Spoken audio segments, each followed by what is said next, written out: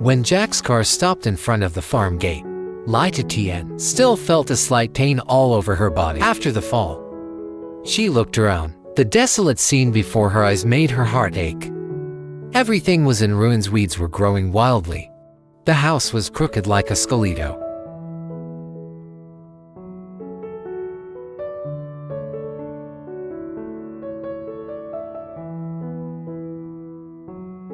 The sound of the wind whistling through the broken windows created a chilling sound. Getting out of the car, Tu Tien quietly walked inside. The musty and fishy smell rushed straight into her nose.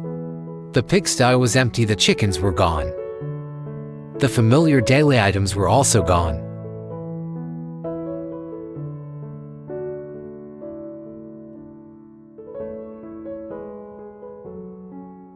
A feeling of loss and emptiness enveloped her. This was the place where she used to bury herself and work to forget her loneliness, the place where she used to dream of a peaceful life. But now it was no different. From a pile of ruins, as devastated as her heart at this moment, suddenly a weak cry rang out. Tu Tien startled and looked in the direction of the sound.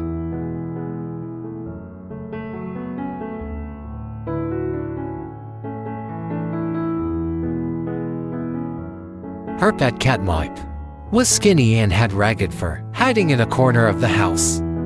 A few more steps, and she saw the mother dog lying in a corner. Under the bed next to her were several tiny puppies, trying to find their mother's warmth. Tears welled up into Tien's eyes.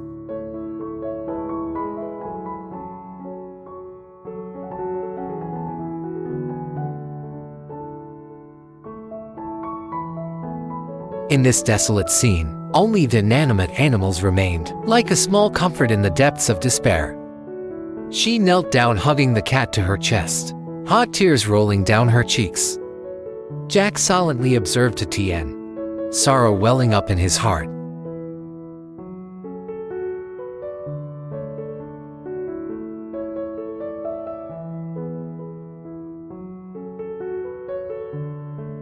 He knew that this loss was not only material, but also the collapse of the fragile hopes she had tried to build. He approached, placed his hand on her shoulder and said sadly, "Tien." Tu Tien looked up at Jack with tear-filled eyes.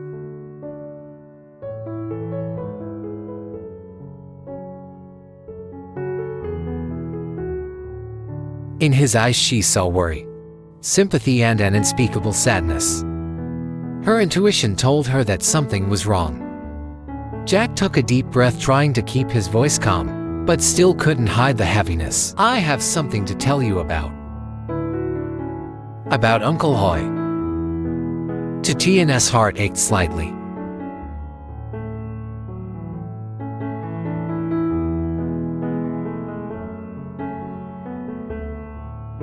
An ominous premonition crept into her mind. "What's wrong with him?" Her voice was hoarse. Jack held Tu Tien's hand tightly, his eyes filled with remorse. "I am sorry. But the truth is, Uncle Hoy, he's not your biological father."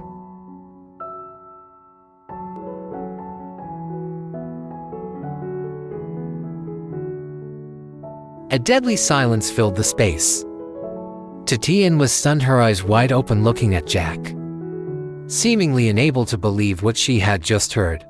It felt like a large rock had just fell, crushing her heart into 100 pieces. "Oh, it can't be you. You lied to me, right?" Tu Tien's voice trembled, trying to cling to a glimmer of hope.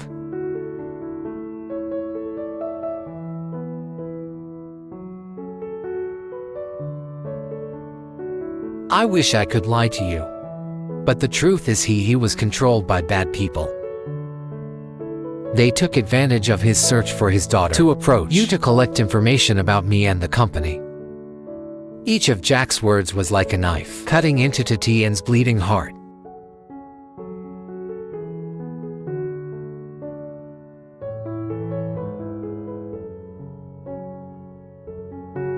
The feeling of having just found a little warmth, a little happiness, a roof to rely on was now completely shattered. It turned out that even the person she believed to be her biological father was just a pawn in a dark plot.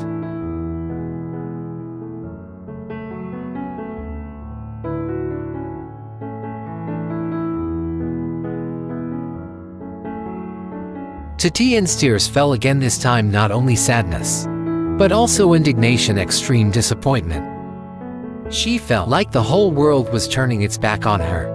All the resentment, all the loneliness, all the loss that had been pent up for so long surged up more strongly than ever.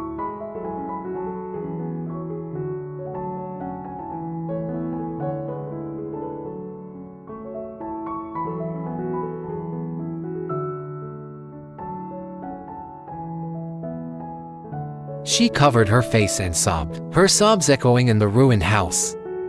The truth was too painful, too much to bear for a girl who had already suffered too much misfortune in her life. The warm family she had always dreamed of in the end was a cruel play, a bitter deception.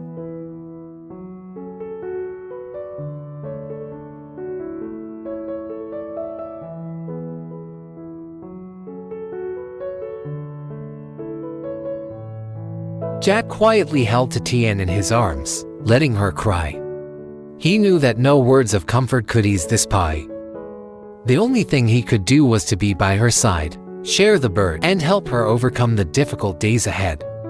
He would be the strong shoulder for her to lean on, the warm fire that warmed her heart in the cold winter of life.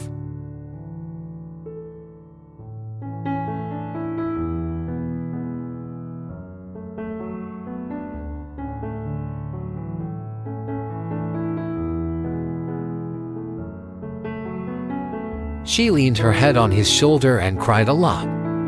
She knew that even though the truth was cruel, she still had to live on. She knew that Jack and his mother loved her very much. Tu Tien wiped her tears and looked at Jack and said, "I'm fine. Let's clean up the farm and start a new life with our lovely pets." Together she and Jack cleaned up and renovated the house for the newly born puppies.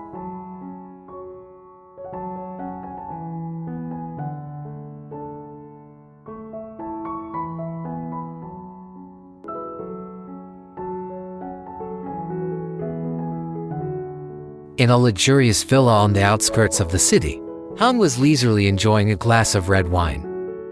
Her cold eyes followed the laptop screen, where the dancing numbers signaled that a lucrative investment project was about to be completed.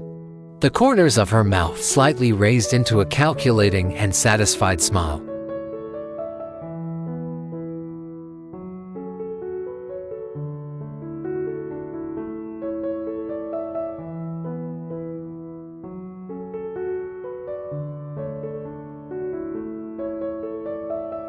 The phone suddenly rang, interrupting the silence. Han frowned and glanced at the screen, displaying a strange number. An ominous premonition flashed through her mind. She slowly picked up the phone, her voice filled with cordial, "Hello." On the other end of the line was the urgent, panicked voice of a remaining underling sister. "Sister Hung, those guys like Ben Hung Man were arrested, sister." The glass of wine in Hung's hand paused.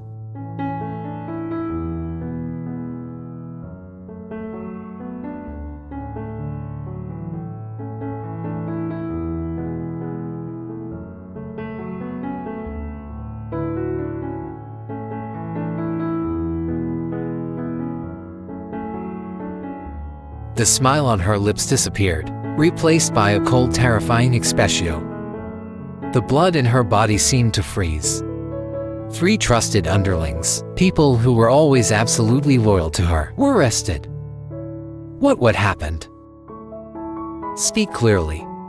Hang's voice dropped, trying to stay calm, but the hand holding the glass of wine was clenched until it turned white.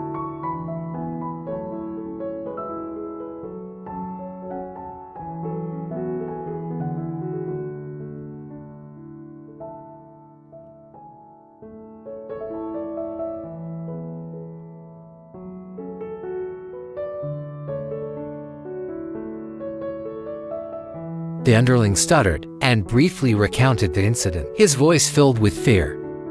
He only knew that the other 3 had followed Jack and Lýtửtien's car, then lost contact. It was only when he asked that the 3 of them had been caught by the police. After hearing this, Hong's face turned pale.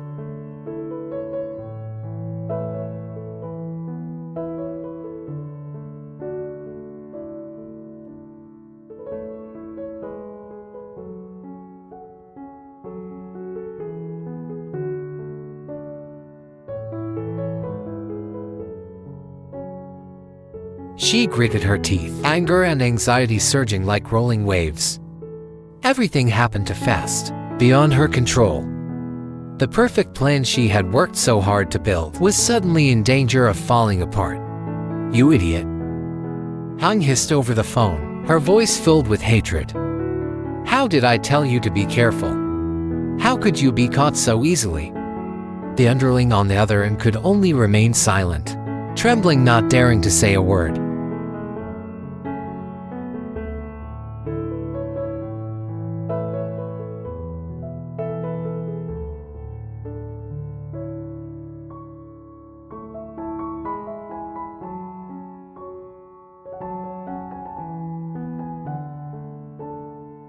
Han took a deep breath, trying to calm herself. In this critical situation, she knew that panicking would not solve anything. Her sharp brain began to work at a dizzying speed, plotting out her next moves.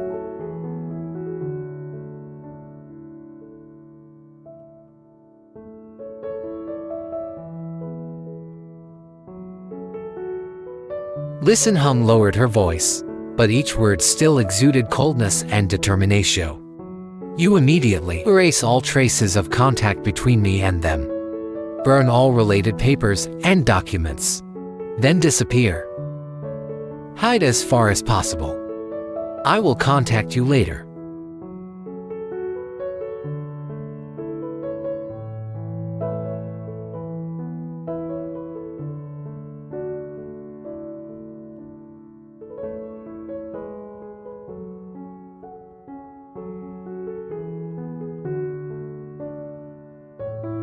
After saying that, Han hung up angrily, throwing the phone on the table.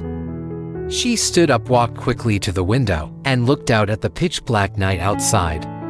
The cold wind blew strongly, carrying moisture and unease. "Lytudiep. Jack," Han muttered, her eyes flashing with malice. "I will not leave you alone. Dare to ruin my plan, you will pay."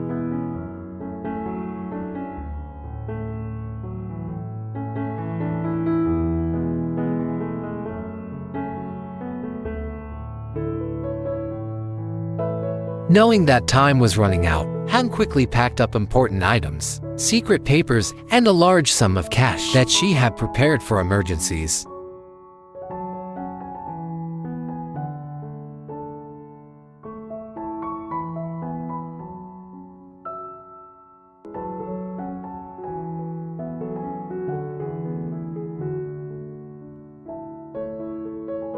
With her cunning and the intricate relationships she has built up over the years, Han knows the secret paths to escape the police's pursuit.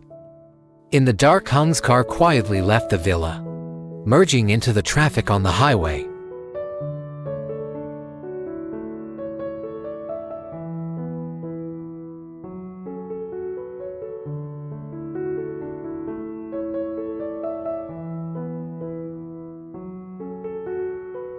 She looked back where the city lights were still bright, then tightened her grip on the steering wheel, heading towards an uncertain future full of conspiracies and revenge. Han had escaped successfully, but her battle was not over yet.